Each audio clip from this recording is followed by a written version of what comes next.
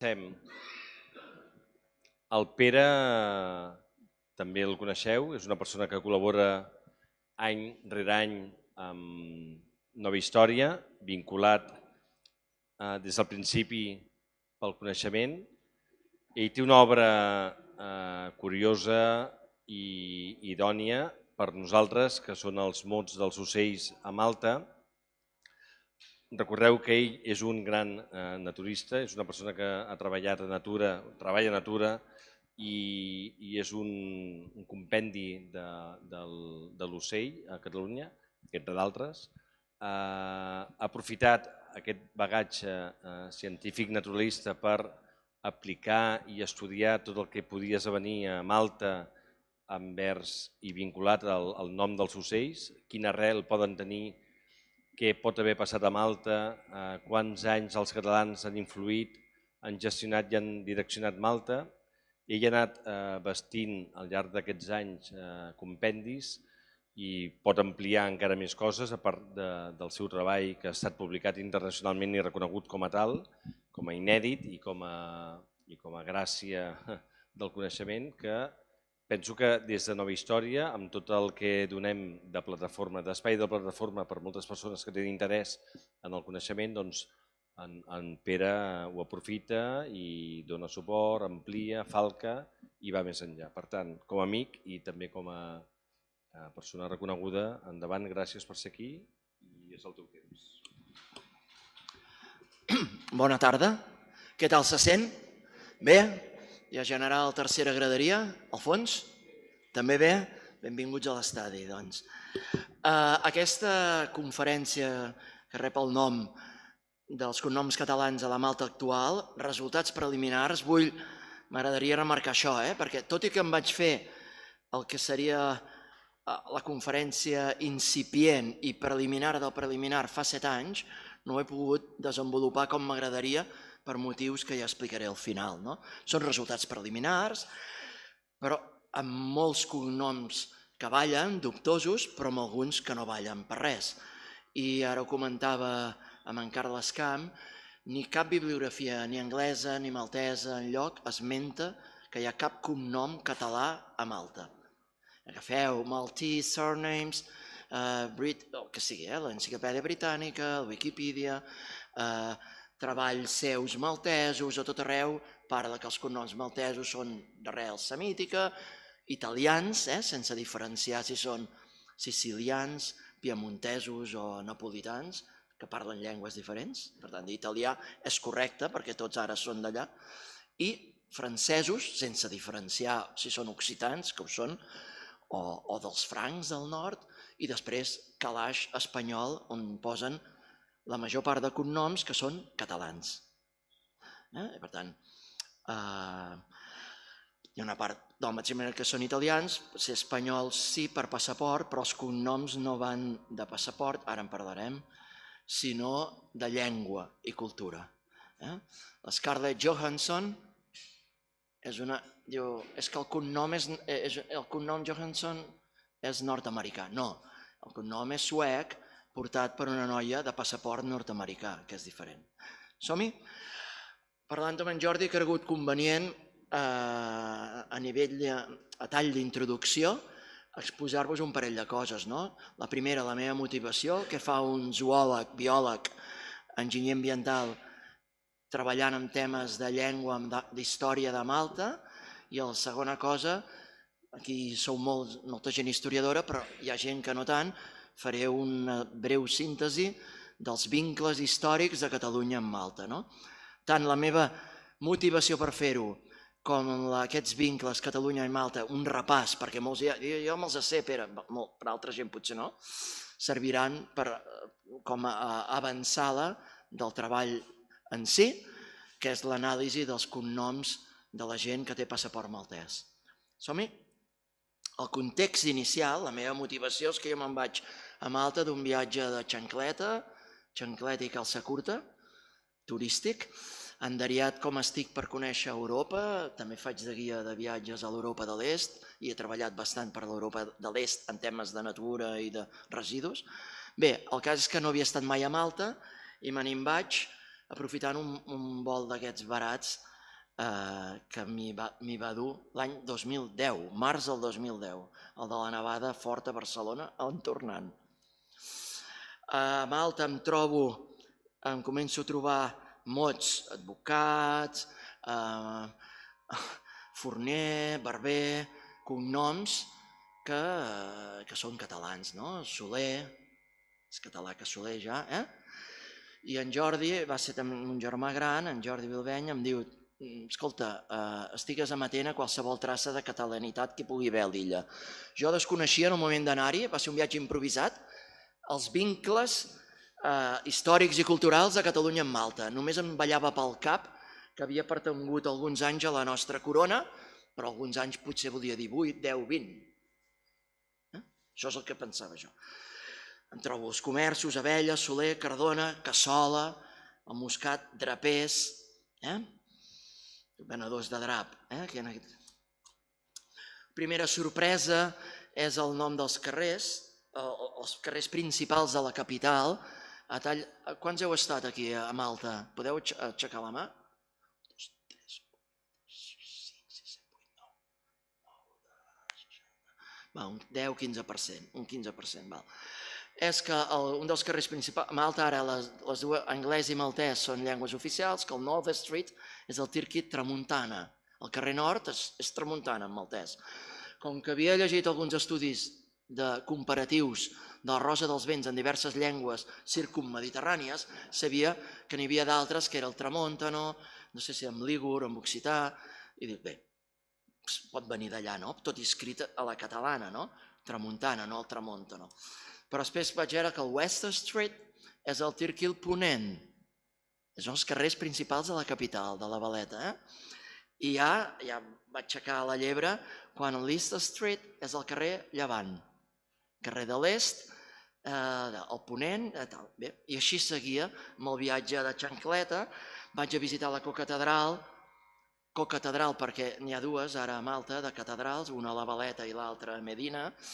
La catedral de Sant Joan de la Valeta, i em donen un díptic a l'entrada, pago per entrar, i em trobo que la capella que tothom visita és la de the Lange of Aragon, a la catedral on es venera Sant Jordi. Lange of Aragon, malgrat parlar anglès, no sé aquesta paraula anglesa, Lange, en francès sí, no? I el pregunto a la gent d'allà, què vol dir Lange? Diu, Lange vol dir bandera. Bé, de la bandera d'Aragó, no? Però no en sabia res, torno a dir que ignorava totalment Malta. Normalment amb els viatges em compro una guia de viatge, me'l preparo, aquest no, va ser improvisat, vaig comprar el vol 2 o 3 dies abans de marxar, per tant, me'n vaig anar allà totalment despullat de coneixement previ, no? Sant Jordi vaig pensar, com que sabia que Malta havia pertangut a la Commonwealth, a l'Imperi Britànic, doncs aquí tenim un Sant Jordi, però esclar, no era ben bé, aquí s'hi enterren uns cavallers de cognoms catalans, Sant Jordi ja no coincidia, i me'n vaig a veure els Caravaggio, que hi ha 2 Caravaggio dintre la catedral, que és la decapitació de Sant Joan Baptista i Sant Jeroni. Són fabulosos, amb una sala a part, i en trobo una làpida en català, escrita en català el 1794. Això no ho descobreixo jo, ja hi ha gent que ho descobreixo jo per mi, però no faig la troballa aquesta, que diu aquí descansen les cendres de Nicolau Abrí d'Escatllà, gran prior de Catalunya, comdor de l'Espluga Calba, aquí a tocar, a l'entrada de les Garrigues, Vinaixa, la Floresta, no sé si coneixeu, l'Albagés, Cogul. Pecador miserable, moria el 21 de novembre de 1794. O sigui, 80 anys després de la capitulació de Barcelona, de la prohibició de les nostres constitucions, llibertats i llengua, la màxima autoritat, la segona màxima autoritat maltesa s'enterra en català, a Malta. I llavors em trobo, seguint el viatge turístic, amb calça curta i xancleta, i aturant-me a fer cerveses per aquí i per allà, feia molta calor, tot i ser març, amb els aires condicionats engegat, em trobo que l'Alberg of Aragon, una altra vegada els cavallers d'Aragon, 1571, és el més antic la seu del primer ministre quan Malta esdevé independent, ara seu del Ministeri d'Educació i s'hi guarda la declaració d'independència maltesa, que és el 1964. O sigui, la seu dels cavallers de la nostra corona és la més important de tots els capítols, ja en parlarem, dels germans hospitalers, de tal forma que hi guarden la declaració d'independència. Em trobo la Verge d'Aragona, etc. La House of Catalunya, escrit amb un perfecte cat English. Sí, perquè és House of Catalunya, no? Podria ser la Casa de Catalunya o la House of Catalonia, no? Però House of Catalunya, penso si va venir... Tot això ara ha canviat molt i la conferència que faig ara ho explico molt, no? Si va venir en Pujol, miro si va anar en Pujol allà a fer alguna làpida... No. House of Catalunya, no ho poso.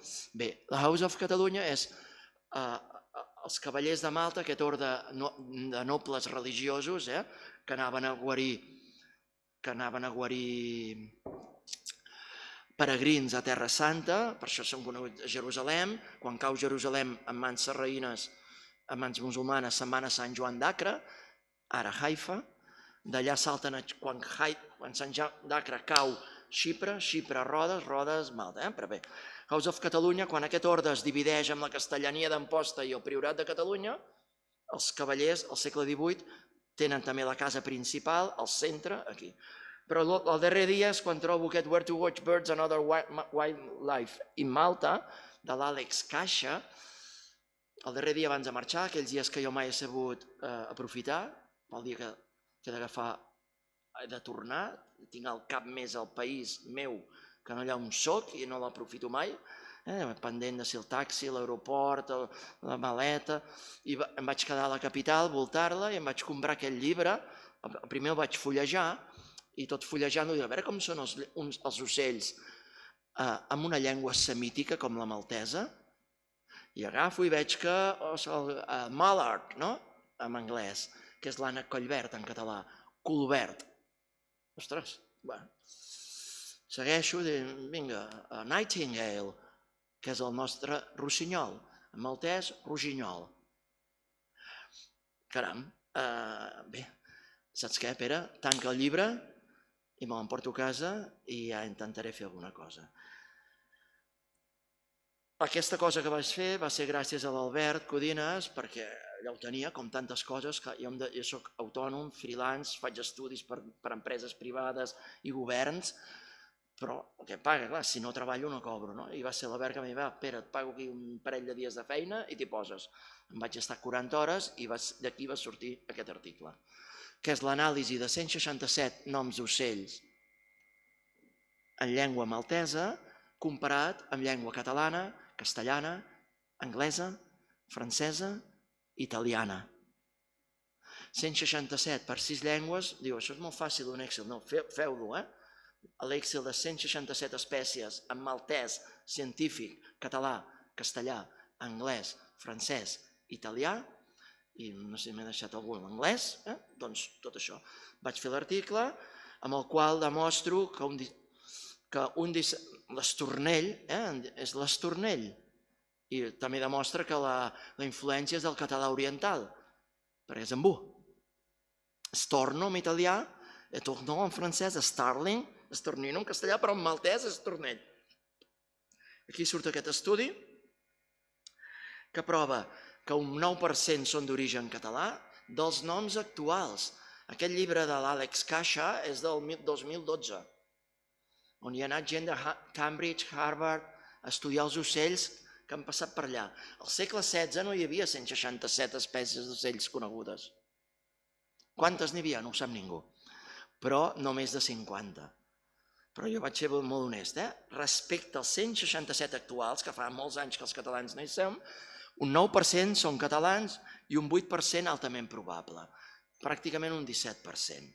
Bé, i la història de Malta amb Catalunya, el verdum, se'n diu verdum, i el més espectacular de tots és que el bitxac català, que n'hi ha bastant per aquí, a Montblanc, bitxac és un ocellet petit de camps, que saltimpalo en italià, Tarabier en francès, Stone Chat en anglès, Taravilla en castellà, en maltès és Butxac. I bé, quan vaig ser a casa vaig haver de repassar la història de Malta en Catalunya, que no la conec.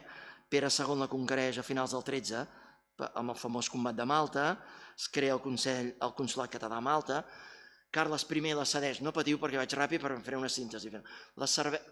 Aquells germans, aquell ordre religiós i militar que eren a Jerusalem, expulsats, Sant Joan d'Acre, Xipre, Rodes, cau Rodes i demanen Menorca.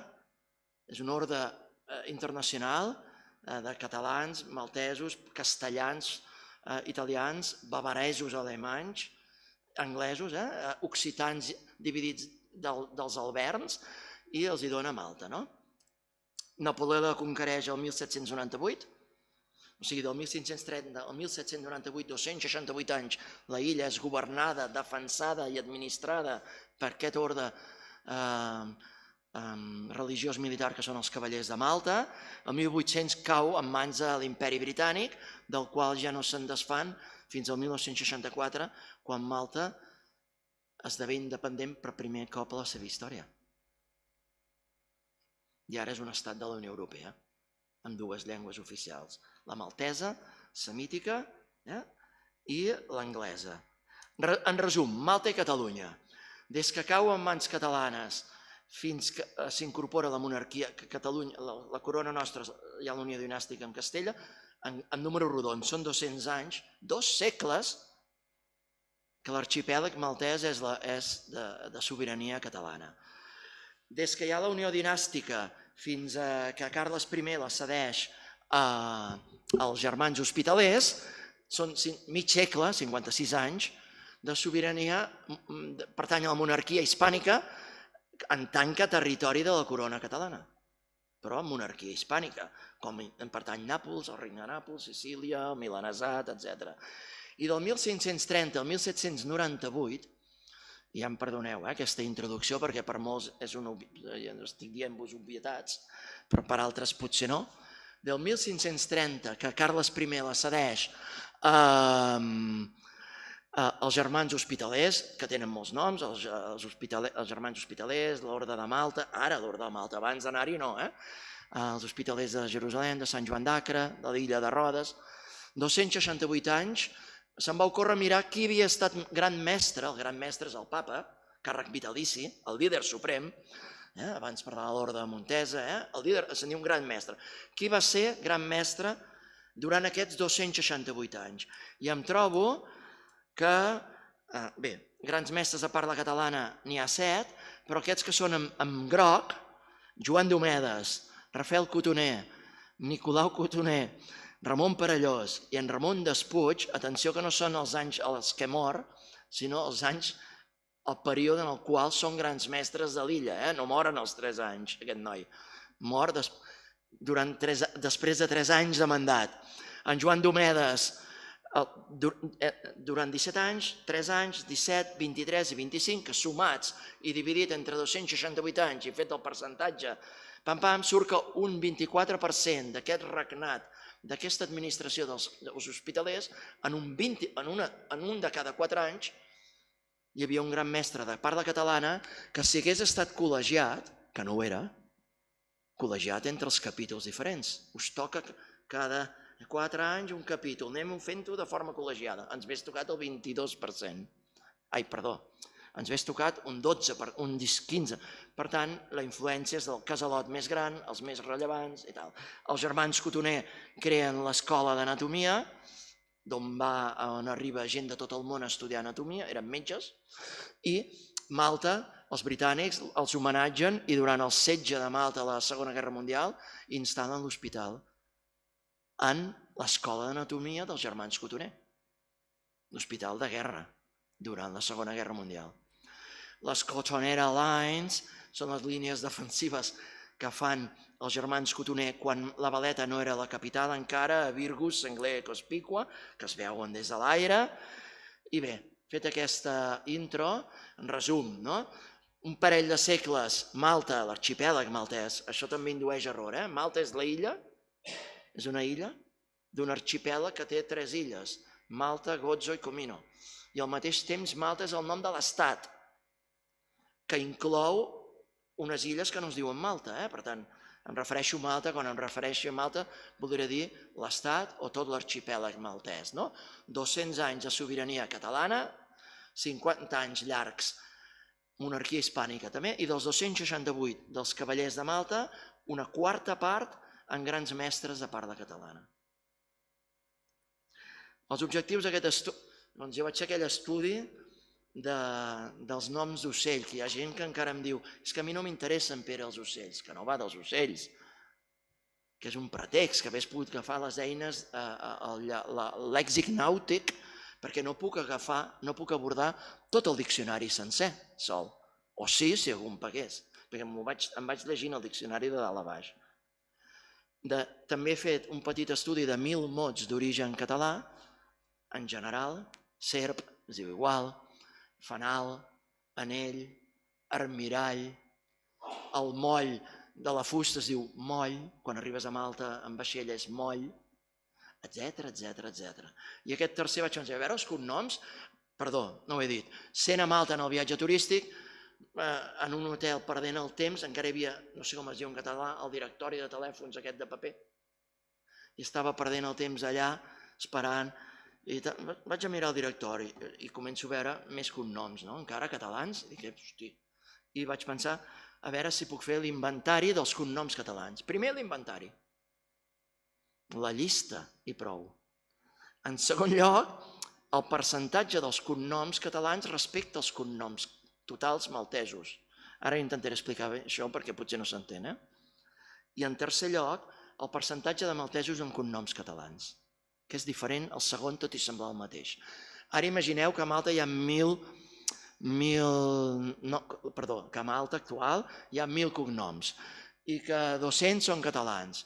Molt bé.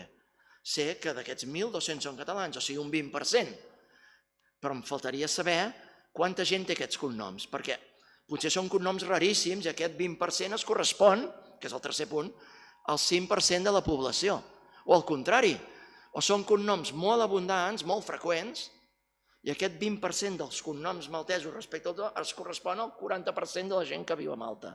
S'entén això? Sí? És important perquè veureu la limitació i arrencada de cavall, aturada de ruc, no? Coneixeu aquesta dita, I clar, ostres, agafo metodologia, ja per començar el primer problema és que em trobo metodològic, no? Per feina he de treballar sovint amb l'IDESCAT, l'Institut d'Estadística Català, on he fet anàlisis de superfícies i de superfície forestal, de conreus en zones determinades, si s'ha de fer una autopista, una via al tren, quants conreus herbacis hi ha, fruiters, regadius, sequer, etc. No hi ha l'IDESCAT maltès i no hi ha un Open Data per poder-ne... Escolta, vaig a mirar la llista de tots els cognoms de la gent que té passaport maltès. No la trobo per enlloc. I quan dic per enlloc vull dir, clar, entrant en el govern, que hi hagi Statistics Institute, res. Sí que hi és, però el que hi ha són PDFs. PDFs són fulls Word, que no Excels, no fulls de càlcul, no sé si esteu, algú que sí, els que sou més de ciència, que em permeti jo traslladar les dades i jugar a fer percentatges, no hi són. Això complica metodològicament.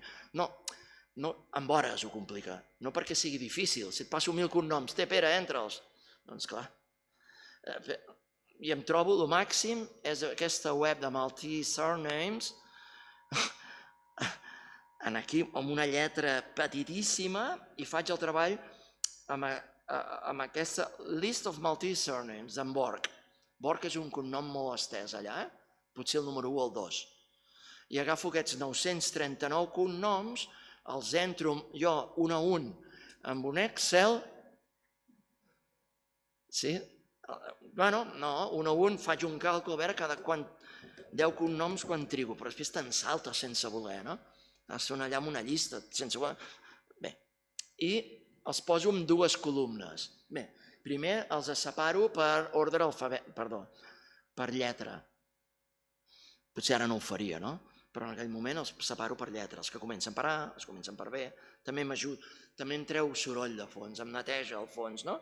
I faig dues columnes que poso els cognoms segurs i cognoms probables. Perdó, de catalanitat segura o probable.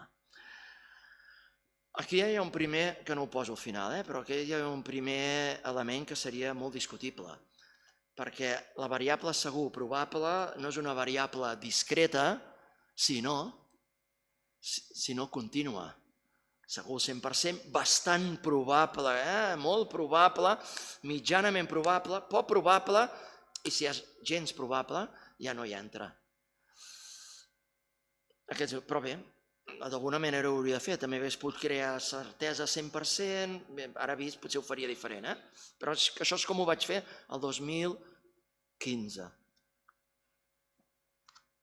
I poso això, i vaig posant aquí els Abella, Abat, Adam, Amat, Amato, Aragona, Arena, Arpa, Escallús, Cardona, Cassola, Costa, els Dalí, Dalmàs, de Parés, d'Espot, Dragó, tots aquests van en el capítol segur.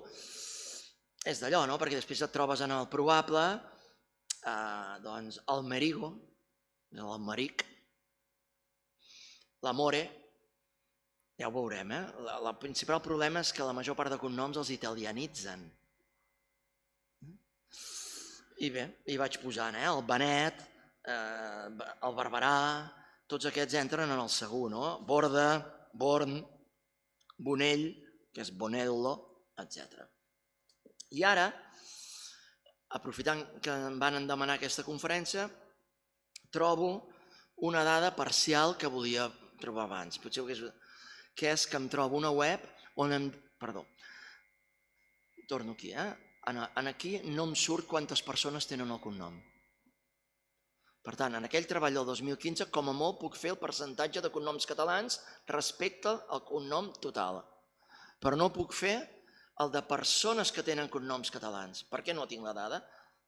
I no la puc aconseguir. Parlo amb gent maltesa, no existeix.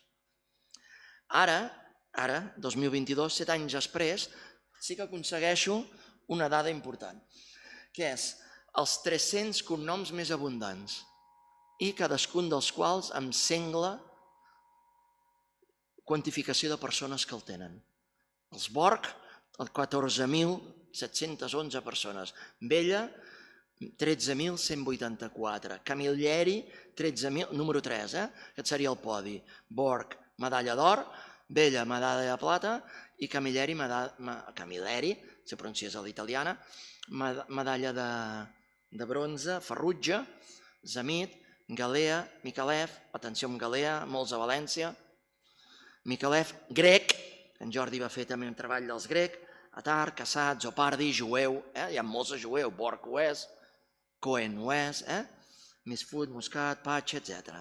Abel apareix al número 20, que és Abella, Gat en el 22, però aquí ja tinc les persones que el té, però no de tots els 939, sinó de 300.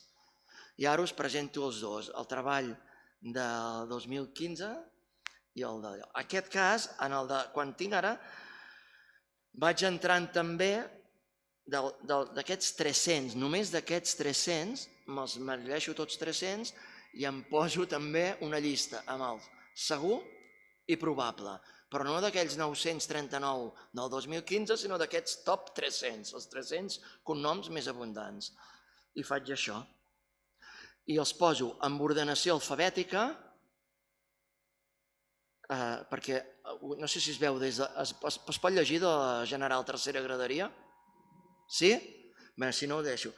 I amb ordenació per abundància, o sigui, per freqüència, per la quantitat de gent que el té.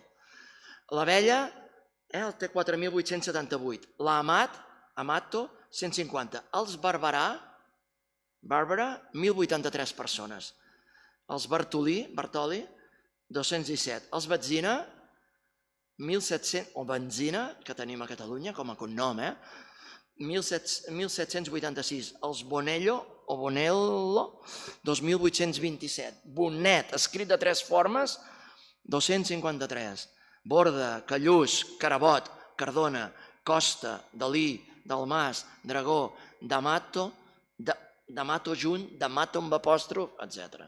Així ordenat alfabèticament, i em poso els verbs, els que són més de certesa més alta. Cristina en tenim molts aquí, no? Bona Via també. I després, en canvi, me'ls ordeno per abundància. O sigui, per freqüència. Amb l'Excel, permet fer aquestes coses, no? I em trobo que Bella, ja ho havíem vist, és número 2 a Europa. Ferrutge. Ferruig és un topònim de Mallorca i un llinatge i unes sabates molt barates. Baratíssimes. Galea també. Grec. Grec ja surt amb gairebé 9.000 persones que el tenen, i en el top 8 de tots els cognoms maltesos, grec, el primer que veig clar que és català, Jordi, que tens un treball, Jordi, dels grec, ja surt en posició 8. Muscat, de Ribes Altes, 6.345, top 15. Abella, top 20. Gat, top 22. He posat els top 30 en carbassa.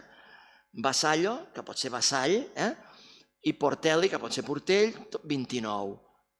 Per tant, en els 30 primers, en els 30 cognoms més abundants de Malta, n'hi ha tants com 9 que podrien ser catalans o tants com 4 que considero que sí que són catalans, en el top 30. M'estic avançant a les conclusions, però és perquè ja ho veieu.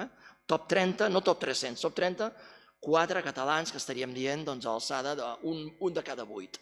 Ja va per aquí, sempre els números. Sí, i els blancs, probable. És un criteri, al final acaba sent subjectiu. De sultana en tenim molts a Catalunya. Moltíssims. De Gili, que és el Gil, també. Perquè hi ha Gili, amb vaca aspirada, i hi ha Gili, per acabar-ho d'embolicar, amb G. A Malta, Cardona, número 87. Webs complementàries, que si l'IDESCAT, la font, el Heraldry Institute of Rome, hi ha un cacau tremendo, tremendíssim, una barreja, dos errors clàssics, no? La gent que es pensa que els cognoms són d'allà on actualment el cognom és més abundant. Al món, vull dir.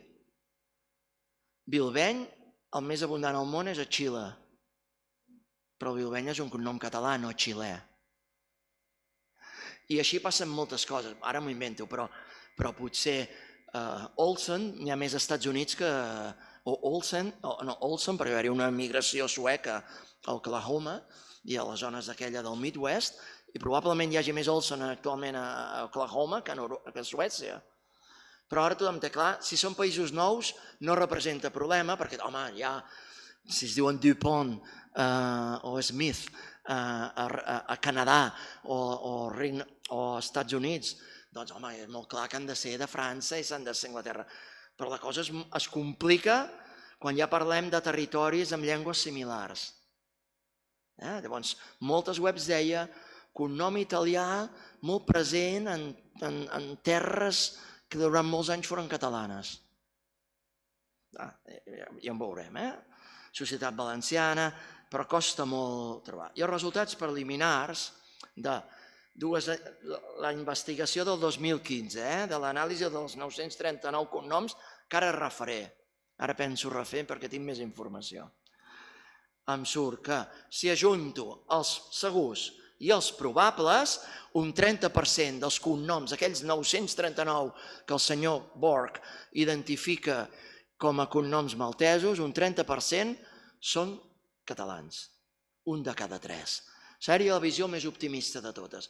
Casualment, perquè és casualitat, els segurs i els probables, segurs 145, és un 15%. Per tant, agafem-ho en termes allò que no t'acusin de portar l'aigua al teu molí, de generar un viatge cap al teu sector. Doncs un 15% són catalans, dels cognoms, d'aquells 939 cognoms. I els probables, casualment ni fet expressament, un 15% també. 15 i 15 fan el 30% total. Bé, jo ara em veuria de nous, perquè la italianització de molts d'ells fa que et passin per alt. Et passin per alt, perquè estàs tan acostumat a llegir Martorell. Sí? I n'hi ha molts així. Perdó? Perquè llavors hi ha una gran influència italiana i aleshores s'italianitza. Com aquí es castellanitzen alguns cognoms, no? Deixa'm pensar alguns. En la grafia, Soler, escrit amb U i amb E, Soler. Digues. I hi ha un cas més bèstia. Resulta que al segle XVIII van tenir la família Massó a Galícia. Sí? Hi ha sí. Massó com a nom de passat de productes... Sí, els compro la tonyina Massó. Resulta que l'altre dia escoltant Catalunya Ràdio, un noi que es deia Massó, castellanitzat amb una S, va anar-hi al districte durant l'època franquista i li va dir que no, que esto está en catalán, hay que ponerlo con 2 S, como los masones gallegos. Sí, hi ha més casos d'aquests, el meu. Si de cas ho deixo pel final, que és molt trist, el meu cognom i el que fa un jutge espanyol per enriure-se'n de mi. Us ho explico al final, sisplau. Perquè ara... No, deixem-ho pel final perquè... és millor, no, potser? Però bé, que aquí comencen a haver-hi això i et diuen aquest cognom no és català perquè hi ha gent a Toledo, Salamanca i Andalusia que el té. I per tant, que jo sàpiga, et diuen experts, no s'ha parlat mai català a Salamanca amb sornegueria. Això t'ho diuen respecte al català, però si aquell senyor es digués Dupont, no sé els hi diria dir que Dupont és un cognom castellà. I et fan passar cognoms catalans per castellans. Bé, seguim. I alguns exemples dels segurs. Us els llegiré perquè si vaig directe al moll de l'os, aquesta conferència la poleixo me la poleixo en 15 minuts, no? I em van donar... Sí, estic acostumat a anar to the point, no? Abella. Els Barberà escrits de 3 formes. Barberà, Barbera, Barbaro. Anècdota i parèntesi cobro. BirdLife, el vicepresident de BirdLife Malta és el senyor Nicholas Barbera, amb el qual vaig contactar arran dels noms d'ocells i tal. I li vaig dir, ostres, saps que tens un cognom català? Diu, no ho sabia. No que era espanyol. No ho sap ningú, Ningú. I dic, i com ho pronuncieu? Diu, quan parlem anglès és Barbara. I quan parlo en maltès, amb la família, és Barberà. Sí, pronuncien diferent. Ells fan servir, si heu estat a Malta, aquests 8, 10 érem, van servir indistintament. Amb el desconegut s'adreça directament en anglès, com aquest complex català també que fa tanta gent, encara. Benet, el crooner, Tony Bennett i Lady Gaga. Bonet, que s'escriu de 4 formes diferents. Borda, el nou director de Catalunya Ràdio. Callús, Cardona, Nobles, Cassola, Costa, Dalí, que pronuncien Dalí, els hi vaig preguntar amb l'accent, Dalmàs, clar, hi ha també Dalmàs, de Parés, d'Espot, Dragó, Florida, Fontana, Formosa, Grec, La Porta, President, Mediona, Montpalau, Montpalau, ja comencem a tenir això, Montpalau, mira, també ho poso, Montfort, escrit amb U, Monteforte, vés a saber, si algú expert m'agrada, Montfort, Monteforte, Montfort, si heràldicament som allà mateix, probablement o no. Però Novell, que no pronuncien Nowell, sinó pronuncien Novell. Noner,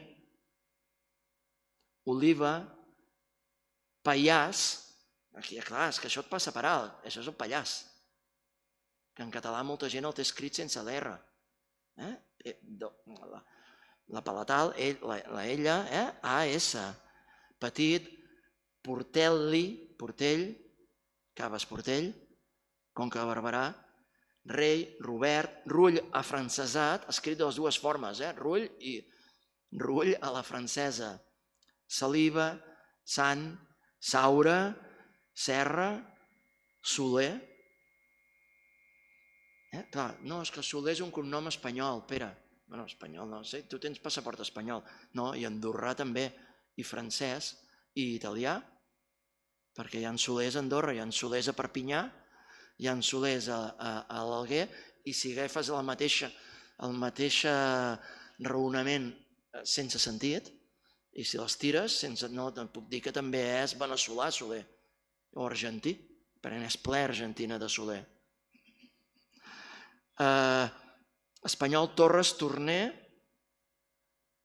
Tortell, Valentí, Vella i Ventura.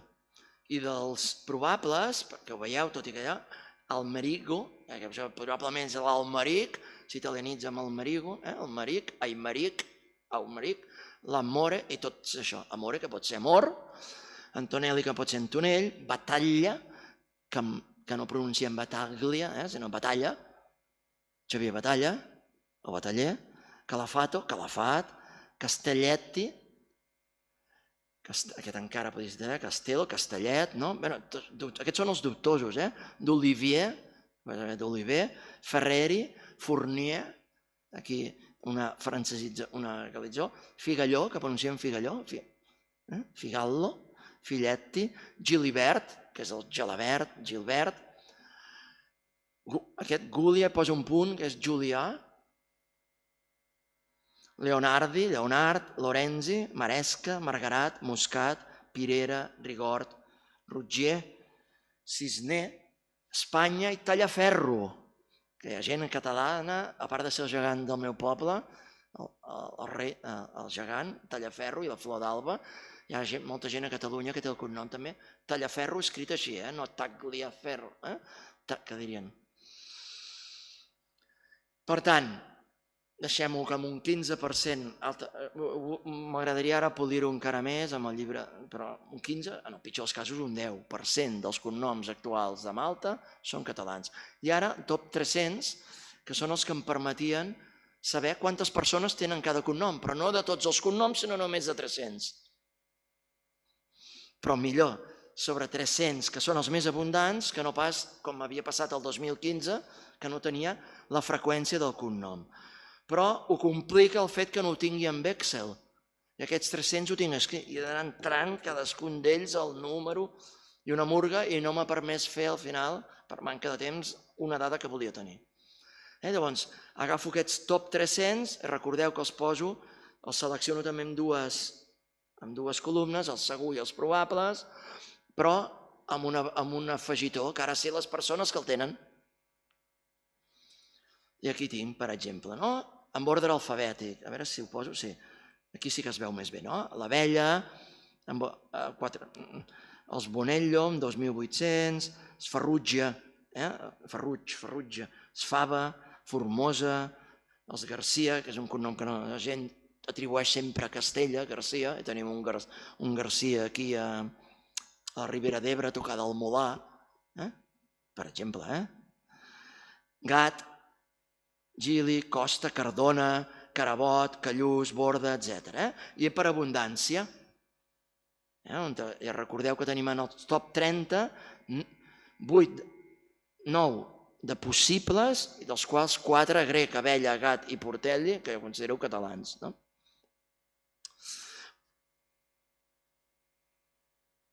I 30 en el top 160, o sigui, entre els 160 primers ja en tenim 30. Que voldria dir un de cada 5 i poc, i estaríem en el 20%. Sempre ens anem bellugant entre el 15 i el 30, no? I agafo els cognoms catalans segurs i probables que són en el top 300, tornem-hi, ja no ens hem perdut, no som en aquells 939. Dels 300 top, un 20% són catalans segurs o probables. Per tant, és més baix que en el que considerant-els tots. Dels top 300, un 20%. Dels 939, 30%. Per un 20%. I després ho desglosso en els segurs, com havia fet abans, i els probables. I abans recordeu que eren 15% segurs, 15% probables. Ni fet expressament. Aquí no. Un 11% d'aquests top 300 són segurs. O sigui, 33 cognoms dels top 300. Dels més abundants de Malta, dels 300 més abundants, 33, fem números rodons, 30 són catalans, un de cada 10. Molts segles després de no ser-hi, els catalans desapareixem totalment el 1800 i això. I probables, lògicament, si un 20%, un 9%. Sí? S'entén això o no? Vaig refrescant, respecte als 900, un 30%, sense saber quanta gent ho té, 15% segur, 15% probable, respecte només als 300 més abundants, cau a un 20% i tampoc es reparteix homogèniament, però bastant, 11% segurs, 9% probables. I aquí això vermell és la culpa meva perquè havia d'anar extraient 300 números, escrivint-los a l'Excel per fer el total dels 300, de totes les persones que tenen, i només calculo els catalans. Hi ha actualment a Malta 91.446 persones que tenen els cognoms top 300. Però em falta saber de quantes persones tenen el top 300 perquè havia de convertir aquests 300 números, entrar-los tots ells en un Excel, i això no tenia prou temps per fer-ho, però prometo que ho faré. I ho donaré. Perquè és la dada interessant. L'he dit amb cognoms, un 20% dels cognoms dels top 300 són catalans, però a mi m'agrada saber en persones. No, dels top 300 tampoc em serviria. Ara, Malta, no m'agafes ara en d'allò, em sembla 300.000? 450... 525.000 compatriotes, amb passaport, no empadronats. És el següent, és que sempre s'ha de... Clar, a Malta hi viuen dos... No, empadronats, amb passaport maltens. I aquí hi entra gent que no hi viu a Malta, que viu molt als Estats Units i tenen doble nacionalitat. Això també s'ha d'afinar, perquè no... Els cognoms maltesos i em poses gent que van allà a treballar en el sector del videojoc, bàsicament, de la restauració i de finances. Clar, m'estàs posant aquell noi de Londres que viu allà, que fa 20... Per tant, 91.000. I com es divideixen entre segur i probable? Hem dit que eren gairebé 11 i 9%, recordeu? 51.000 d'aquest top 300, 51.374, té nom segur, català segur, i 40.072, nom català probable. Aquí falta la dada, i fe que em sap molt de greu, que és posar tots aquells 300 números del top 300, ja m'agradaria tenir tots els 939, però no ho trobo enlloc. Però amb els top 300 ja tindria molta informació. I aquestes 91.000 persones, quantes són de les que porten el top 300? Sí? Aquí m'he quedat encallat. I ara, per acabar i cloure aquesta pinzellada, la discussió i limitacions a l'estudi, no? Ja ho he anat dient, no? La inexistència d'aquest institut d'estadística que em permeti baixar-me Excels amb cada cognom, amb quanta gent el té com a primer i com a segon. Això no sé si coneixeu aquesta aplicació de l'IDESCAT català, que et serveix només per l'autonomia catalana, malauradament. No t'entra ni Andorra ni el País Valencià, però tu poses el cognom que vulguis i et diu quanta gent que viu a Catalunya, catalans que viu a Catalunya el té de primer, quants el tenen de segon, la freqüència respecte als cognoms de la gent que viu a Catalunya i com es distribueix per comarques. I veus que malgrat que la gent es va canviant, els cognoms van molt associats a comarques, no? Riera i Alzina, la Catalunya Vella, Ferrer, el Camp de Tarragona, Conca Barberà, per exemple, no? Tothom es va bellugant, no? Sí, tothom es va bellugant però hi ha un rovell que no es belluga i que fa que això. Aleshores, això em dificulta molt la feina. La següent que em dificulta és obtenir el directori complet de cognoms dels maltesos, però aquí jo també tindria un altre dubte, si el tingués. Què poso? El de tota la gent que viu a Malta? No, no ho vull posar. Malta és ple de gent que hi ha anat a guanyar-se la vida a fer de cambrers, en temes de software, de disseny informàtic i de videojocs, i sobretot sector de finances. Ple, no m'interessa. Avui els de passaport maltès. Però és que amb passaport maltès també m'ho complica perquè hi ha molta gent de Malta vivint a Austràlia. I molta, moltíssima, i centenars de milers al Regne Unit, Canadà i Estats Units d'Amèrica. Clar, trobar això, la controvèrsia amb l'origen dels cognoms, no? Abella és català o és italià? Abella, no, és Abella. I els Garcia és castellà o tal. I els Draper i els Turner, és Turner o Turner? I és el Draper o el Draper? I en Tony Bennett i el seu disc fabulós amb la Lady Gaga del Crooner, a duo, és amb Bennett o Bennett? I en Cabot o Cabot? No, és que és ple de Cabots als Estats Units, sí, ple, però d'on ve l'origen? I, malauradament, i si algú la coneix, no trobo cap web bona que intenti ser molt curosa amb això, no? L'absència de normativa ortogràfica. Com que no hi ha normativa i els cognoms s'escriuen, el cognom Soler català, Soler, Soler amb accent, S-U-L, Soler amb accent, i a partir d'aquí la tira. D'Amato junt, D apòstrof Amato, del Mas amb A, del Mas amb E, això també ho va complicant, no?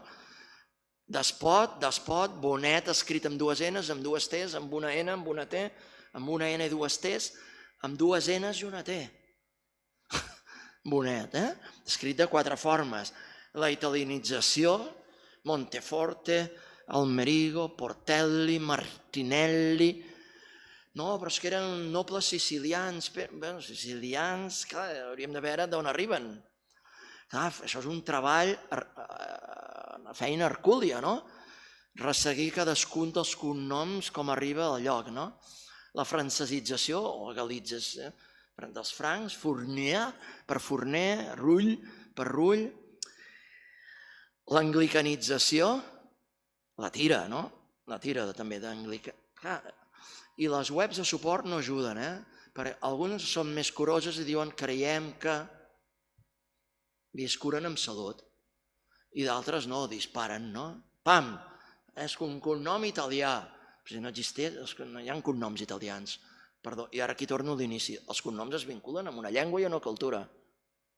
I Itàlia, que és un país inventat de fa 4 dies, doncs fins fa 4 dies, a part de nobles i gent de l'alta burgesia, tothom parla la seva llengua. I encara avui, la gent parla sicilià, siciliano-calabrès, te'n vas a Nàpols parlen napolità, te'n vas a l'Emília-Romanya i parlen el romanyès, la llengua de Fellini. Han triomfat molt el que seria el Piemont i Llombardia, amb acabar gairebé amb la llengua llombarda i la llengua piemontesa, no? I a Roma tampoc parlen romà la major part de gent. Romà. No parlen italià la major part de persones nascudes allà.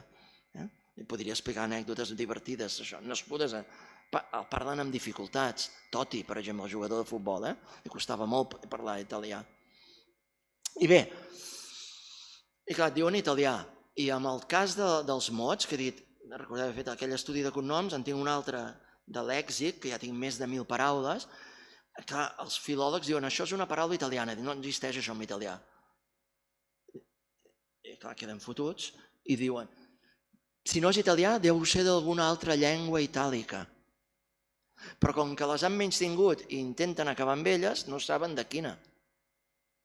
I això no és ciència, tu no pots dir, si no és italià, és d'alguna altra llengua itàlica. O sigui, intentem acabar amb les llengües, volen acabar amb totes les llengües itàliques, però en canvi quan ens serveixen per glorificar la nació italiana, allò que no és italià, toscà, perdó, perquè no ho he dit, la llengua italiana és la llengua toscana, doncs deu ser venecià. No, si no hi han estat aquí bé, doncs piemontès, tampoc hi ha... Sempre portant l'aigua al seu molí. Jo he intentat ser curós amb tot això, no? I res, i gràcies per la vostra atenció i disposar.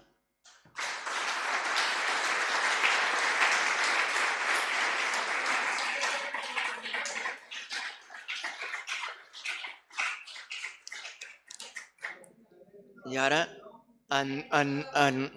perdó, ara sí, és l'Albert que havia de dir quant de temps tenim. Albert, no hi és ja. No sé si m'ha dit... 1964. Diu que recuperen, és que és curiós, no?, com tothom va canviant, que recuperen la seva llibertat. Quan Malta ha estat lliure, o un estat? Mai. Abans de nosaltres, ara no ho recordo, eren els angevins, no? Jordi? Fenici, no. Bé, alguna pregunta? Sí. Del meu cognom, en Jordi i jo, que és mon germà gran, ens diem diferent. Això ens diem diferent. Jo el 2012 intento canviar-me el nom i adaptar-ho a la grafia catalana. El meu cognom, Alsina. Em trobo amb un díptic de la Generalitat de Catalunya, oficial, un díptic oficial, que diu: si us voleu canviar el nom en català, si us voleu adaptar el nom, i posa el meu cognom, el nostre cognom, com a exemple a posar. Si us dieu Alsina amb S i podeu posar Alsina amb Z, és un tràmit pim-pam. Només requeriu demanar un d'allò de l'Institut d'Estudis Catalans, un informe, que ja el tenen fet per cada cognom, i amb això vas al registre. Ara veus, ara no recordo quin... El meu poble, el nostre poble, és cap de partit judicial, no? Tots els jutges són espanyols i catalans unionistes, que en dirien ara, i tots són de Burgos, Palencia, Valladolid, això. I vaig allà i m'ho tomben i no m'ho accepten i em posen i se n'enriuen. Mireu, hi ha 23 alzines a Toledo, 22 a Salamanca, tants a Badajoz, tants a Granada, tants a Astúries i, que jo sàpiga, no parlen català a Astúries. I que jo sàpiga, això demostra que Alsina no és un cognom català. Bé, no, dic el que diu el jutge. Jo aquell dia no puc treballar, se'm fot de tan mal humor que me n'he d'anar a córrer a fer exercici. Però no us ho perdeu, que hi ha un altre senyor que és amic meu que es diu Alsina i en el jutjat li accepten en el mateix poble, agafat per un altre jutge. I en Jordi, anys després, també li accepten. Per tant, mon germà i jo ens diem, tenim un cognom diferent, escrit diferent, perquè un jutge m'ho rebutja. Llavors hem de, ho dic a l'Institut d'Estudis Catalans, jo te'n farem un de més d'això. No, i també aporta una altra cosa, que el que digui l'Institut no va a missa. I me'n fan un de més complet, i tampoc. I m'ho torna a rebutjar, i ara has de fer un contenciós administratiu, aixecar-ho en un tribunal, per advocats i tal. Un senyal de l'humiliació. Era l'any 2012, vaig pensar que al cap de pocs anys seríem lliures i ja no vaig... No vaig tirar endavant, ja m'he dit, ara què, he pagat advocats per això, i no n'he fet propaganda, però m'agradaria que aquest cas, un dia d'aquests, vull posar-m'hi, és una humiliació en tota la regla, vull dir, se n'enriuen de tu, se n'enriuen dels catalans, del cognom català, de tot. Si em hagués dit Dupont, no em dirien que hi ha... o un cognom marroquí, que n'hi ha ple a Madrid, no em dirien que no és marroquí perquè n'hi ha ple a Madrid de marroquí. Em dirien que és... Bé, una pregunta. Jordi es diu Alsina Bilbeny. Jo em dic Alsina Bilbeny, en Jordi és... No, però bueno, això pertoca i ara no. En Jordi... Es diem igual, però en Jordi és un artista famós i jo no... Es diu Alsina Bilbeny, en Jordi també. Bé, Hi ha alguna pregunta, alguna cosa que no s'hagi entès? A mi m'ha sabut greu si algú domina com per extreure d'HTML les de... En Jordi, he pensat, de aquest HTML, no sé com, convertir-ho en un Excel, esborrar-me els noms i deixar-me d'allò, i m'ho pots fer, i m'ho podràs fer i tot abans... Sí? Val, i us faré arribar aleshores al top 300, aquests 94.000 escaig persones que tenen cognoms catalans top 300, respecte a quantes? Perquè igual ja no és el 20%, igual és el 37%, o al revés, o potser és el... Digues. Mira, per tranquil·litzar o fins i tot per treure-me la sang, el cas que ha comentat el noi del maçó, del jutge, que el jutge era un unionista, un espanyol. Qui? No, que el cas que explicaré jo encara va més enllà.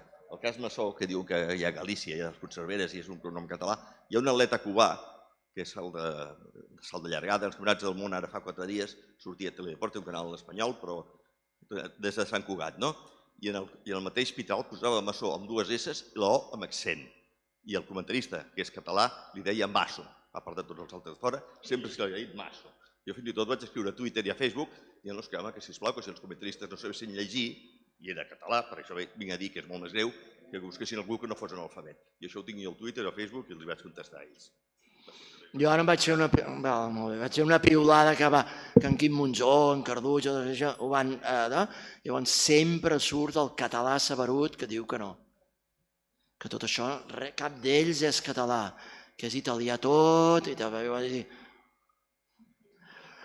i jo dic Itàlia mai d'allò, diu sí, hi ha una influència molt gran a Itàlia ara. Dic sí, home, i tant, enorme, ara, amb teles i ràdios i tal. Vaig veure l'última Copa d'Europa que va guanyar el Barça, jo era allà amb en Mikimoto filmant a la Fes Exteriors i vaig molt trist per 2 coses. De tot un equip d'homes a ningú li agradava el futbol, només a mi. Que no passa mai, poblacionalment no passa.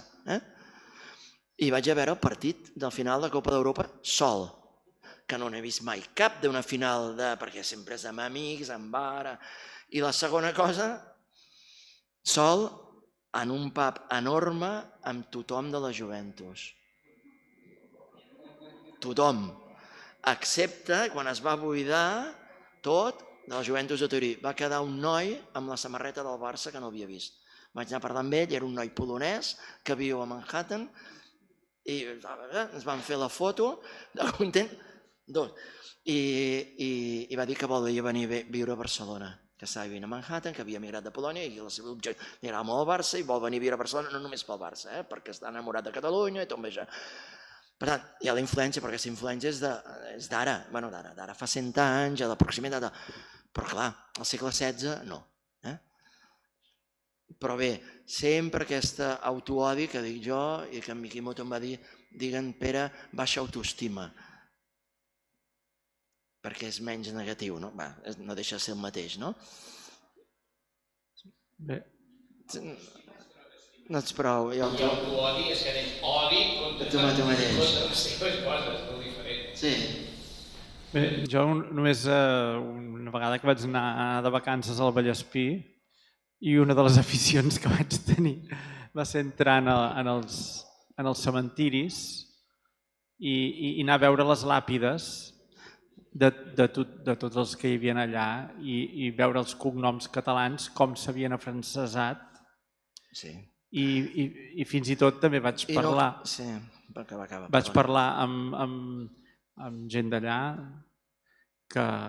un en concret que m'havia explicat, és igual, de petit a l'escola per parlar en català li havien posat orelles de burro i aguantar diccionaris i coses d'aquestes, però a part d'això que ell tenia familiars, ara vosaltres dic, mira, això ho tenim més a prop, perquè pel que has explicat de vosaltres dos, no? Però que familiars que un li havien posat Guardiola i l'altre era Guardiola perquè era de l'altra banda, però eren família, o sigui, de tota la vida. Clar, tot això ho va... Clar, tot això és una grapejada enorme dels cognoms catalans a França, els cognoms catalans a Itàlia, i tot això, i destriar el gra de la palla no és fàcil. I si hi hagués una web de referència allà, bueno, web, o el llibre, el gran llibre dels cognoms a Europa, si algú coneix, després si algú coneix una obra magna rigorosa, que me la faci saber, jo no l'he sabut de trobar. Sobre això no fa falta anar als cementiris, aquests 2 anys pandèmics els he passat per Occitània, perdó, els 2 estius pandèmics, i clar, tot arreu, com sabeu, a França hi ha els homenatges als caiguts a la Gran Guerra, a la Primera Guerra Mundial. I tots els cognoms, però 100% de cognoms són catalans i occitans, que van ser també els que van morir, no sé si pel mariscal Jofre, que era català, pel que sigui, però esclar, fa gràcia perquè no hi ha ni un cognom... Amb dificultat trobes un cognom francès del nord, o sigui, francès, i tots són Pairac, cognoms occitans o catalans, tots. Sí, i clar, van aportar a morir els que no eren francesos. Mira, se m'acabo d'ocórrer ara un treball maco que seria agafar 1.000, a l'atzar, 1.000 monuments d'aquests, no sé dir, no? Monument als caiguts a la Gran Guerra, no? Agafar tots els cognoms i fer els percentatges. Pour la France, i veure, i seguríssim que el 95% dels cognoms no són francesos. Però esclar, com que Balzac ja escriu en francès, és occità, a partir d'aquí em vol dir que fa fort, no? Balzac és un cognom francès, és un cognom d'un senyor amb passaport francès. I després l'altra qüestió que també em va cridar l'atenció és que a les dones els hi posaven el cognom del marit i posaven amb el nom de soltera tal, o sigui... Pots posar un exemple, sisplau? Bueno, no ho sé, Montserrat, jo què sé, Cadafalch del nom de marit, però de soltera o no sé com anava, o de morta tal nom, però, o sigui, no ho recordo exactament, però sé que hi havia, com que agafen el nom del marit, perden el propi, però llavors els hi posaven el nom propi i tal de mort. O sigui, bueno, no sé com anava, de solter i el de casada, no? Però que això també és una cosa que ha canviat la manera de ser. Sí. Allà baix, una altra pregunta al mig del camp esquerre. No tenia... Bueno, faré de davanter. No ho tenia preparat, però 2 coses que he llegit als llibres. Va haver-hi un dels creadors de la nació italiana que va dir hem fet Itàlia, han fet fer els italians. Ho podràs buscar per internet, és una frase feta molt coneguda sobre el Risorgimento, a la creació d'Itàlia, al segle XIX. I una altra cosa que també vaig llegir, diu el que va fer més per la unificació italiana ha sigut les 2 guerres mundials. I clar, tot llegint, l'home el comentava, diu, perquè anar a l'exèrcit francès va fer que unifiquessin la llengua, l'occità i altres llengües de Bretanya, amb el francès. I això va ser afrancesar tots els homes dintre de l'exèrcit francès. Totes 2 coses es trobaràs, els he llegit. I això dels cognoms, jo em dic Josep Lluís, i sempre que dic Josep Lluís, dius, José Luis. I una mica em diu que segueix en català. I què li dic? Dic, home, ja que sabe usted traducir, hablará catalán perfectamente. Ja. El que ha homogenitzat més és l'estocada final ha estat tant Itàlia, com a estocada final a Itàlia no, a França més. Ha estat l'escolarització obligatòria, l'escolarització obligatòria i la tele. Però a França han triomfat, a França mai ho he entès, i si mai algú expert occitanista m'agradaria que m'ho entengués, perquè és un cas en què s'han carregat gairebé la meitat de població, no tinc la dada exacta, però la llengua occitana era parlada potser pel 40% de la gent de passaport francès, i això no és fàcil. És molt més fàcil carregant-te la llengua d'un 10, d'un 20, d'un 30, però és gairebé la meitat del país parlava occità. Perdó, i l'altra meitat no parlava francès. Sí que és veritat que les altres llengües eren molt més petites, bretó, catalanet 4, basc, el sacià germànic i a la zona de Dunkirk que parlen flamenc, no? Però bé, allà s'ho han carregat. A Itàlia no, si mai aneu a Nàpols, Sicília, tothom parla napolità i sicilià. Perdó, tothom parla entre ells napolità i sicilià, amb un desconegut italià.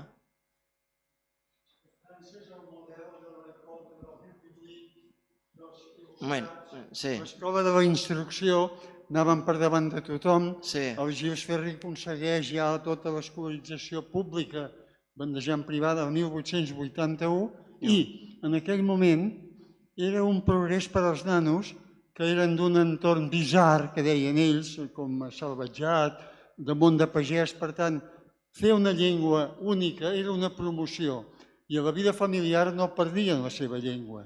Les coordenades han canviat avui amb els mitjans de comunicació. Si en aquell moment mantenia la seva llengua en el seu entorn i aprenien una altra llengua, com si fos una llengua estrangera.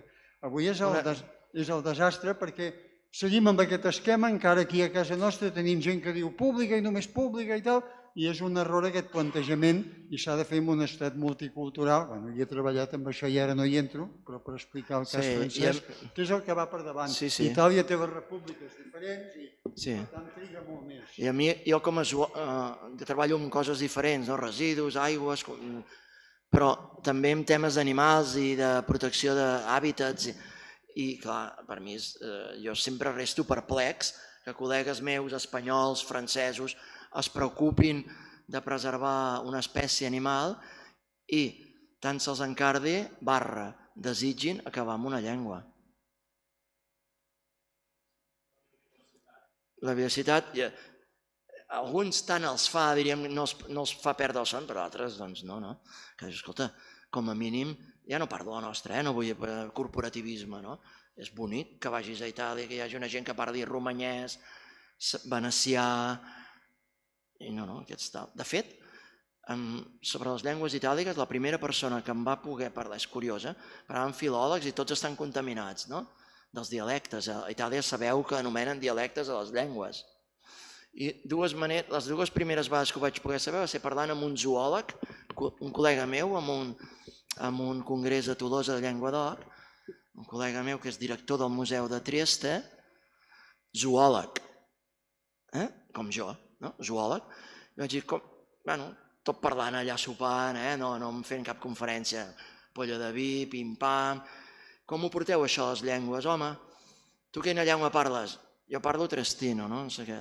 I com ho tens? Malament, amb la meva dona ja tenim molts de problemes, però la meva dona no parla la meva llengua.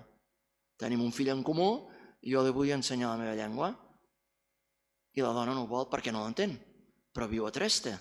Eren de Trieste, al Museu de Zoologia. I diu, això per tant és el primer, diu, no, aquí tots els filòlegs anomenen ell, com a zoòleg, l'anomenen dialectes, no són dialectes, són llengües. Jo me'n vaig al Piemont, no entenc res, me'n vaig a res de res. I queda en algun lloc, diu, sí, només queden els noms dels peixos. Llavors hi ha moltes queixes dels italians quan es belluguen perquè el nom del mercat en els peixos aquí no ho han aconseguit. Posen els seus noms en sa llengua. I, clar, un italià de Ligúria, bueno, és igual, de la Toscana, no entenen quin peix és aquell que veu a Pulla, a la Campània, no entén, bueno, és que al final si el coneix, sí, però l'altre no li sap el nom en italià, no sap el nom en italià. Això és un. I la segon, sí, a internet. Vaig començar a introduir i llegir sobre llengües itàliques gràcies a internet, que van fer canviar l'excepció a Wikipedia, que era Italian Languages per Italic, ara és Italian Dialects. I comença, formerly O sigui, antigament aquesta excepció deia l'excepció de Wikipedia Intel·ligent llengües. No recordo si deia llengües d'Itàlia o llengües itàliques, ara no ho recordo. I diu, ara ho hem hagut de canviar degut a les pressions polítiques. No Wikipedia. I comença així, formerly, o sigui, antigament, i és dels pocs llocs que he trobat. I gairebé tots els estudis de llengües itàliques, qui els fa? Harvard, Berkeley, Columbia, gent d'Estats Units. Els italians no fan estudis de les llengües. Embolica que fa fort. A Itàlia, un fotimer. Comencem, un fotimer, però comencem. Piemontès, llombard, venecià, germànica de l'Alto Adige, Friül, que li diuen alemany però no és alemany, que és un altre tema, no l'he tret alemanya, són llengües germàniques, com un tirolès seria. Romanyès, toscà, lígur, napolità, el del centre d'Itàlia no me'n recordo el nom que té, que va de Roma fins a l'altre, fins a cantó de... Es parla d'una altra llengua, no me'n recordo el nom. Calabrès, siciliano calabrès, perdó. Després parlen albanès, molta gent. Albanès del segle XV, no albanès d'ara, immigrants. Grec, a zones de Sard, cors, al nord de Sardenya, el que se'n diuen els cesarès, és cors. Català, no sé quantes n'he dit ja. Sí, però n'hi ha més. Sí, jo vaig parlar sempre en català, el venecià l'he dit. I després aquestes franco-provençal, Vall d'Aosta, el lígur, que és la llengua de Mònaco i poca gent sap que és oficial. El monegasc, o lígur, que és la mateixa llengua, és teòricament oficial a Mònaco. Llengua oficial de bracet amb el francès. No parla ningú, bueno, ningú no ho sé, molt poca gent, però és oficial, que és la mateixa llengua, el lígur, de Cristòfol Colom, que era genovès. No, de broma, ho dic, El lígur, doncs, el parlaven des de Nice, des del que és ara la frontera, fins a allò que en diuen ara Cinque Terre i tot allò per allà. No, enlloc. Les úniques que són oficials de la Constitució són les que tenen un rang així una mica més. L'alemany, el català, el sard, i me'n deixo una, potser el de la Vall d'Aosta, que és com un franco-provençal, no sé com en diuen galo, però... I la resta ja no surten a nivell, no existeixen. Tampoc, una hora extra...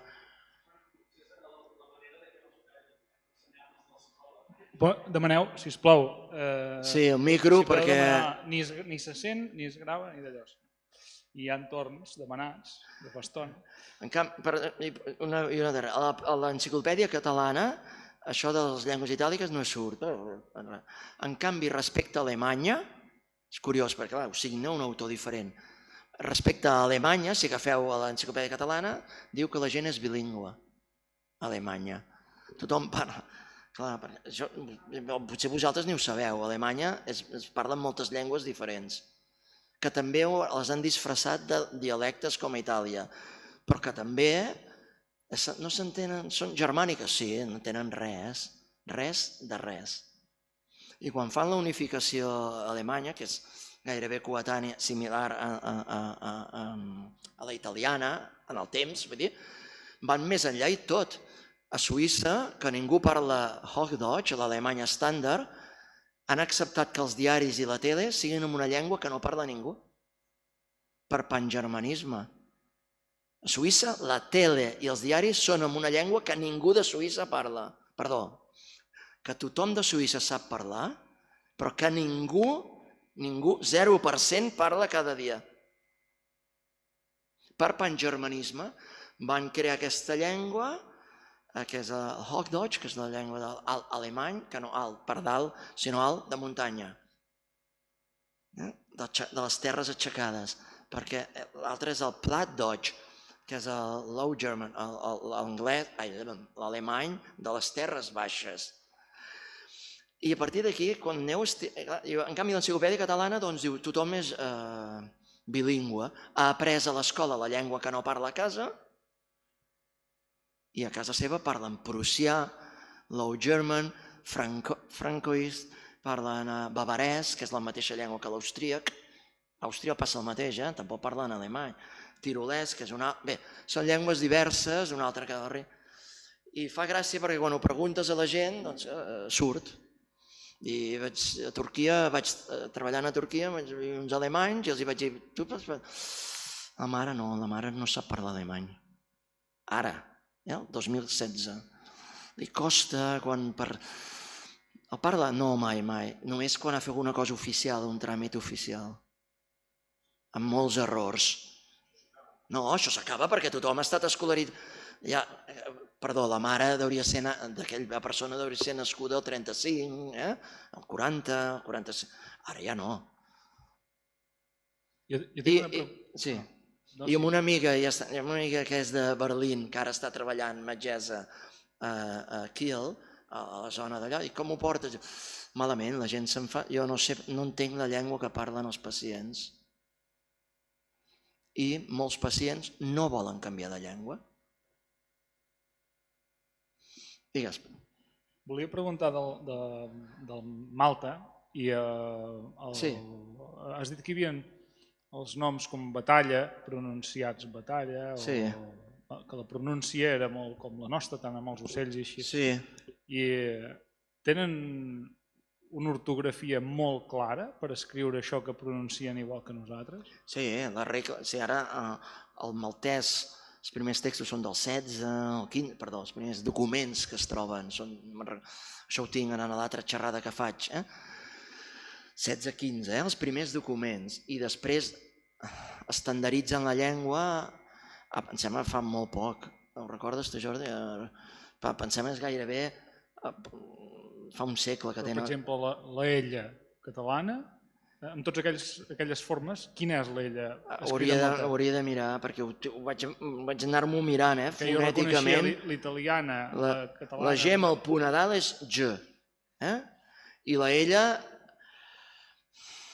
No, que de totes les que has ensenyat, jo no sabia quina era la maltesa. Aquesta no he posat en una altra que faig a xerrada, poso tot l'alfabet i la fonètica. Això que deia l'enciclopèdia catalana mostra la manca de criteri, no? Vull dir, sobre Alemanya parlen llengües i sobre Itàlia n'esmenta res, que tothom parli... Això és un error d'edició, no? D'harmonització, no? Sense voler entrar si són dialectes o llengües, o són tots o... Digueu. Sí, hi ha un retrotrec, comentaris que has fet tu sobre l'estat francès. Com? Retrotrec, em retorno a comentaris que s'han fet sobre el català i en el cas de l'estat francès, l'escolarització.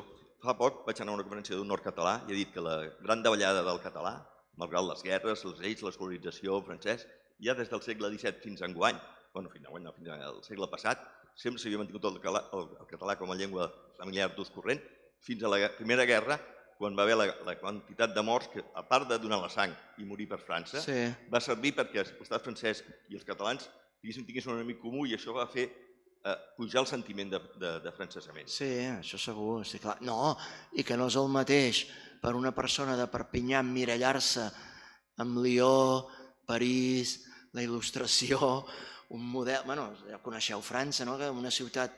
Tu vas a Montpeller, Montpeller té 300.000 habitants, 300 pelats, i sembla que vagis a una capital de país, allà una òpera, l'òpera, l'hotel de vida... No, tot, l'urbanisme...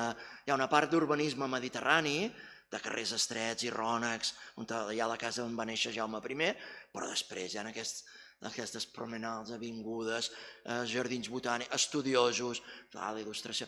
No té res a veure amb emmirallar-se, amb aquell país que en el nostre cas, amb un erm que teníem a Ponent i que encara hi és.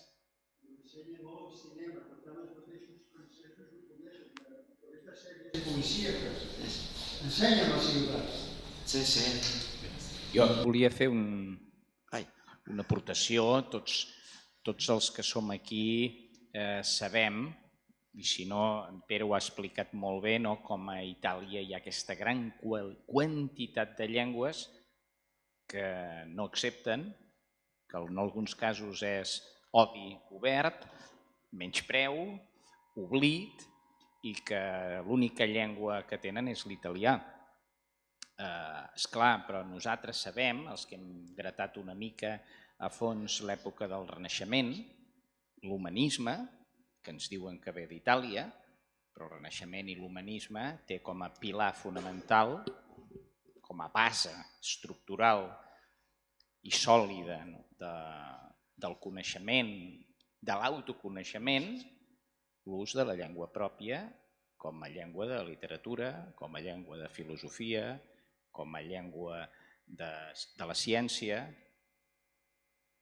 Per tant, és molt estrany que a Itàlia s'hagi pogut donar el Renaixement que diuen que es va donar, llevat que sigui assumit d'una llengua anterior traduïda. I aquesta és la visió de més de 30 anys d'estudi en casos. Per exemple, Antoni de Beatis és un secretari del cardenal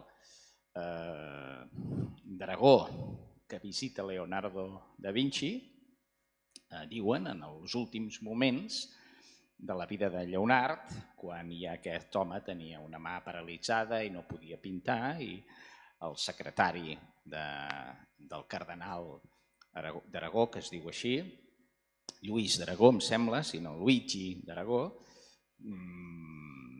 tots els textos són en italià, però els originals no hi són. Aleshores, com que tots dos eren un cardenal napolità amb el seu secretari napolità, en un moment que Nàpols tenia regne, tenia llengua de cort, no era un suburbi de Roma o un suburbi de la cultura italiana. És molt estrany que hagin anat a veure a un senyor que nosaltres defensem que no és el que ens diuen que és i hagin explicat tot el viatge en un italià del segle XVII, que és quan es fa la còpia d'aquest original perdut. Per tant, és molt conjecturable pensar que si el Renaixement, com el nom indica, és un renéixer la cultura pròpia, evidentment dels clàssics, però passant per la llengua pròpia de cada país, és molt estrany que Itàlia s'hagi pogut donar aquest renaixement, llevat, com us deia, del cas, que sigui un renaixement català, que té molt de sentit i ho anirem veient, però els textos d'aquests renaixentistes s'han acabat conservant en italià, en alguns casos, en un italià macarrònic, que els filòlegs moderns, quan agafen aquests textos, diuen això no és italià.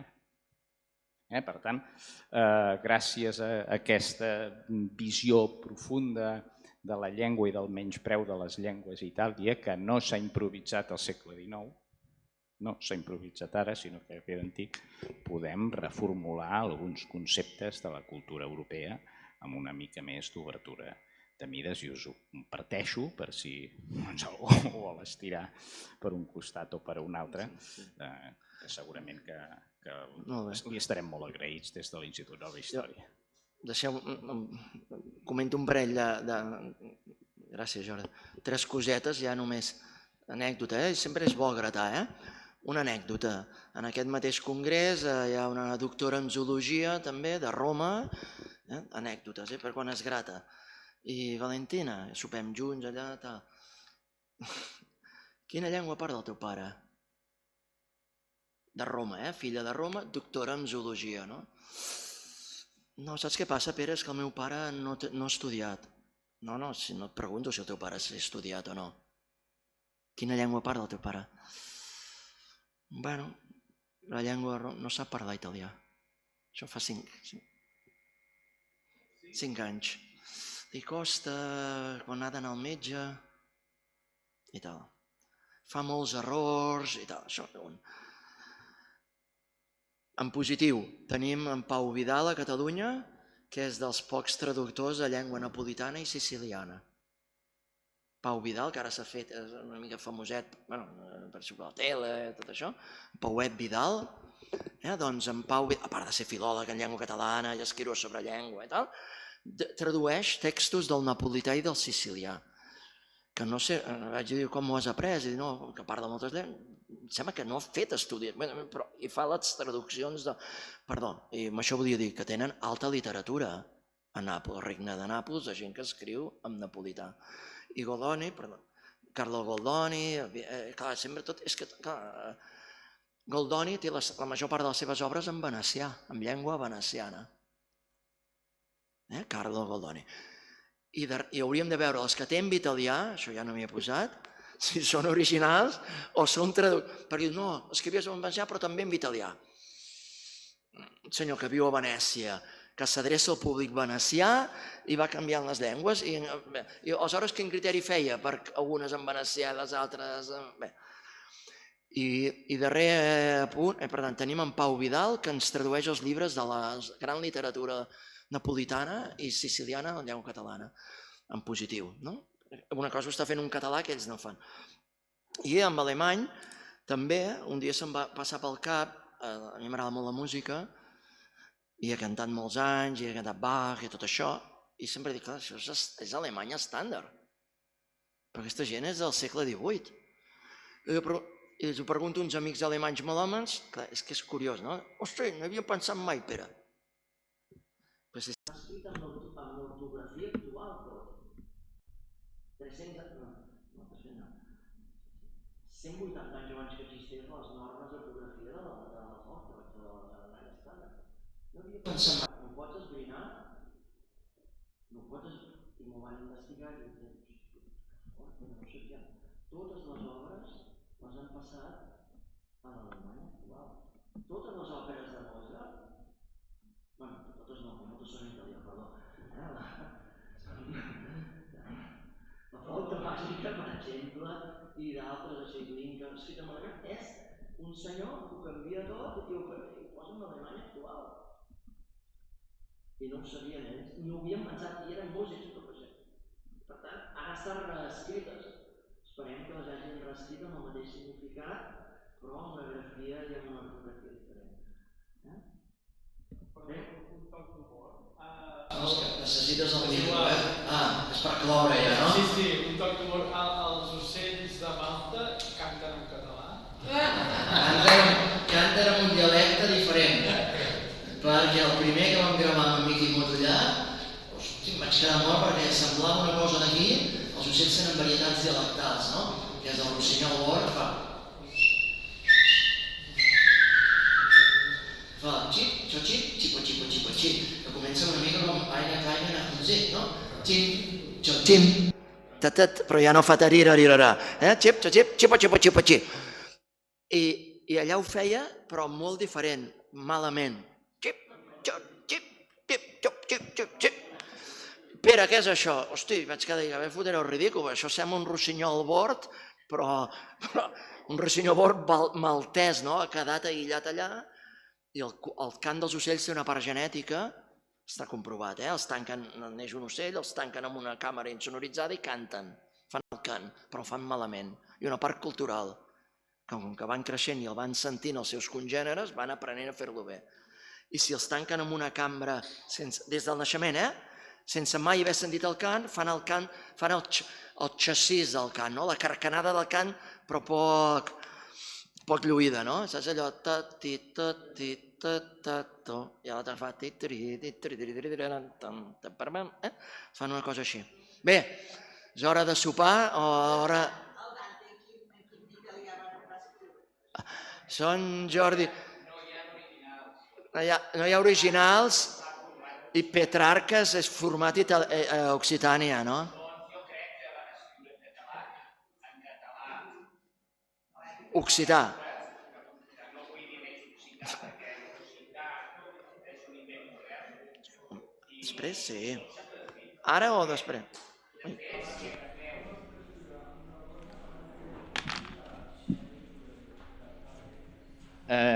Aquest és un tema fascinant també, el tema de amb quina llengua van escriure.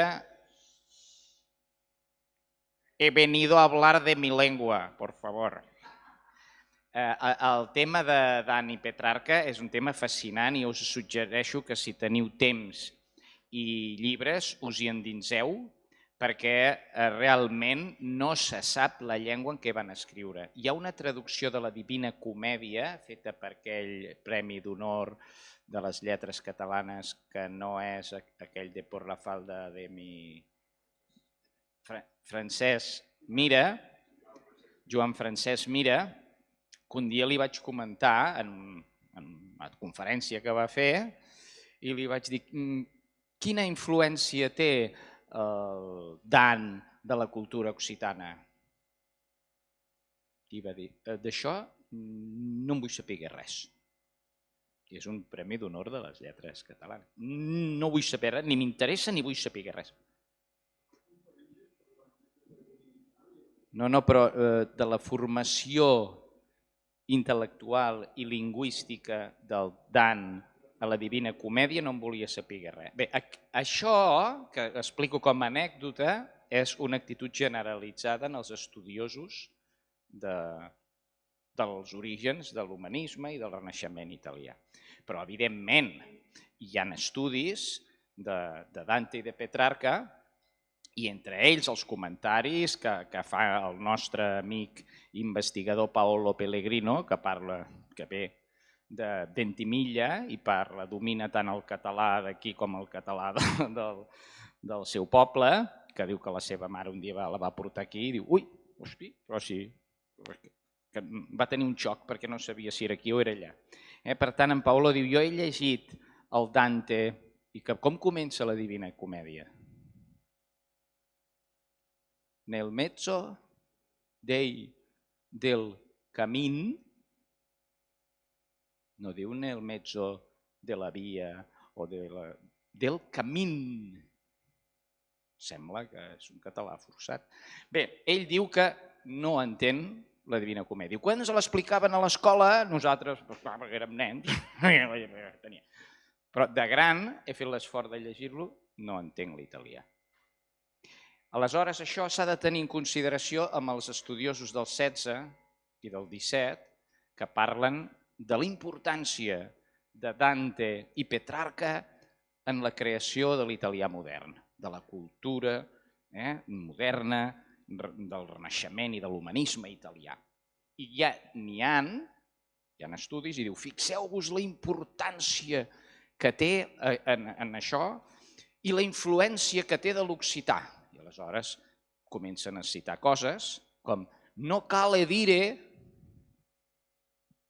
no cal dire, i diu, ui, això molt italià no és, i de fet està farcit la Divina Comèdia i les poesies del Petrarca, que no sé si recordeu, el Dante està pintat a la posteritat amb una barretina de tres pams, que potser vol dir alguna cosa més, però és una barretina i a Itàlia les barretines tots sabem de la cultura que anaven. Per tant, això va íntimament lligat amb el que us deia abans, que ens hem de tornar a mirar el Renaixement italià amb una mirada nova. I entre d'altres coses, perquè sí que estan d'acord a dir una cosa, els italians, els historiadors de la llengua i de la literatura italiana modernes, que han fet una concessió al rerefons de la cultura italiana moderna. Diu, a darrere, la primera poesia culta, la poesia que es llegia a tota Itàlia, era la poesia escrita en llengua siciliana. Fan una concessió al rerefons, al bagatge lingüístic i cultural de la modernització de la llengua italiana, però la vinculen a Sicília, en una època en què Sicília era catalana. Aleshores, això tinguem-ho en compte, perquè és molt curiós. Jo també, gràcies a en Pere, vaig descobrir que a Roma... Imagineu-vos que aneu a Madrid i que a Madrid los madrileños no hablan castellano. Hòstia, seria un xoc brutal, no? Doncs aneu a Roma, els romans no parlen italià. Saben parlar-lo, però en alguns casos, en alguns reportatges que hem vist de cuina, per exemple, he vist algun cop després de donar-me'n d'això, em diu, ai, mira, fan un reportatge de cuina italiana, ai, és a Roma. I aleshores hi ha un senyor que va dient, com es diu això en italià? I això com es diu en italià? Els noms dels productes els hi deien a la gent que els venia amb la llengua romana i ell els hi demanava que li traduïssin a l'italià, o al revés. Això que en italià es diu així i en romà es diu això, això jo ho he pres, jo que em vanto de tenir un mínim de cultura general i que tinc un cert interès per les llengües, això ho vaig aprendre potser fa 20 anys. Estic format en llengua i literatura i llegia la Divina Comèdia als 20 anys. Realment, ens ho arriben a dir i no ens ho creiem. Però ens hem de tornar a posar les ulleres per mirar les coses, mirar-les desapassionadament, amb la passió de voler-ho descobrir, però no intentar que el coneixement imperant, aquest coneixement creat per les estructures d'estat, pels estats, pels cops d'estats, pels afusellaments, per les guerres, tot això intentar que no ens influeixi i mirar les coses com són i segur que tindrem moltes sorpreses. Ens n'anem a sopar,